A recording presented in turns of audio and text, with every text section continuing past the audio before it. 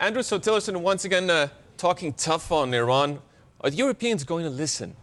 Are the Europeans going to listen? I mean, the Europeans on this issue have made clear that they like the Iranian nuclear deal and that they are going to abide by it and do everything they can to salvage it. But what the U.S. is doing now is it's trying to kind of undermine support for it or make it more difficult people going into Iran. So the example that we saw yesterday with the U.S.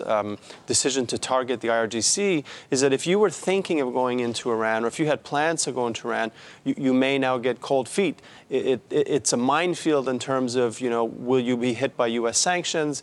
And so while Trump, with respect to the nuclear deal, refused to recertify it but didn't tear it up, he's also tightening the screws on Iran. He's tightening the screws on anybody who's thinking about going into Iran and making their lives more difficult.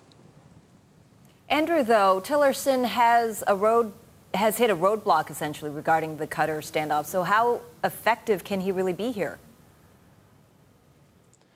Well, so as you played in the clip there, Tillerson came out and said that the Saudis were not interested in talks at this minute. In terms of a breakthrough, we have to take him at his word on that. Not only did he say that, but we've been pretty close to mediators behind the scenes, the shuttle diplomacy that had been taking place between Doha and Abu Dhabi and Riyadh.